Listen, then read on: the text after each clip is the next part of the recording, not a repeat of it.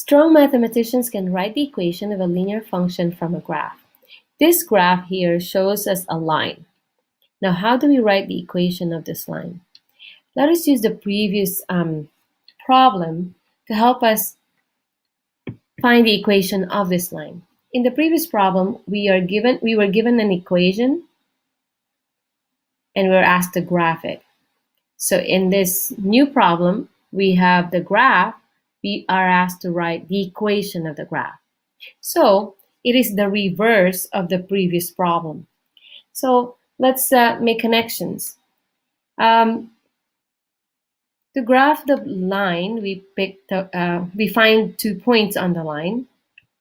And then after we pick 2 points on the line, we determine the slope of the line using those 2 points. And in this particular case, the slope is 2/3. We find out that the slope is 2/3.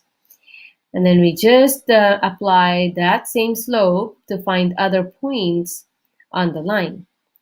Now, is 2/3 part of the equation?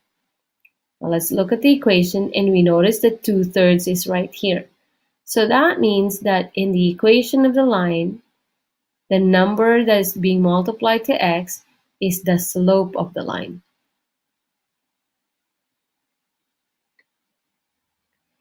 How about this number here, +1?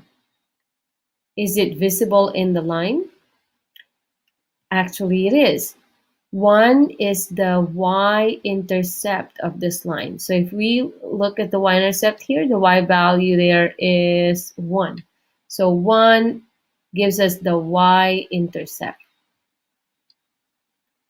So if we want to write the equation of this line, we need to find 2 things. We need to find the slope and the y-intercept. Now in a graph, sometimes it is very easy to determine the slope. So let's do that. Let's pick any 2 points on the graph. So I'm going to pick this point and this point.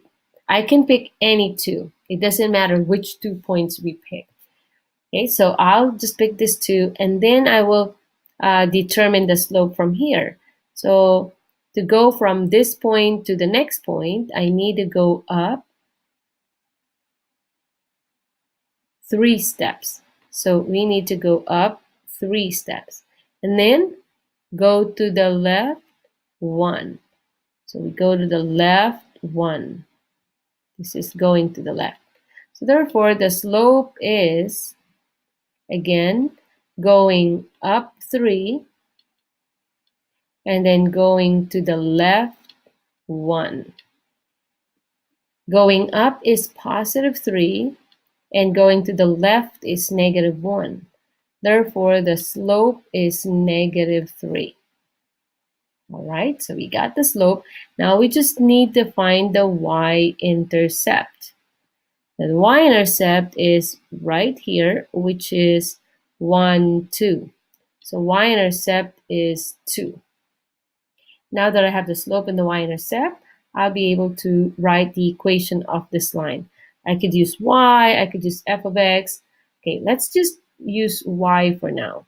Y is equal to, the slope is -3, and then multiply that by x, plus the y-intercept, which is 2. This is the equation of this line.